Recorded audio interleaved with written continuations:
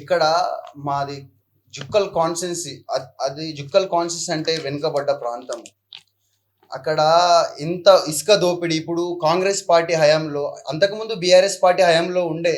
చాలా పోరాటం చేసినాం, ఆపేసిరు. ఇప్పుడు కాంగ్రెస్ పార్టీ వచ్చి ఒక 6 నెలలు కూడా కాలేదు. అక్కడ ఆ వచ్చిన 2 నెలల లోపలనే స్టార్ట్ చేసిరు అక్రమ ఉసుక. ఇంత అంటే ఒకటా రెండా? అక్కడ 14 నుంచి 1500 బండ్లు. ఓకే, మీరు 14 నుంచి 1500 బండ్లు పెట్టారు. అక్కడ 14 నుంచి 1500 బండ్లు పెట్టి ఒక్క 50, మీరు అన్నట్టు 50 బండ్లకు వేబిల్లు ఉంటే 200-300 బండ్లకు వేబిల్లు ఉండయి. ఓకే, వేబిల్ లేవు.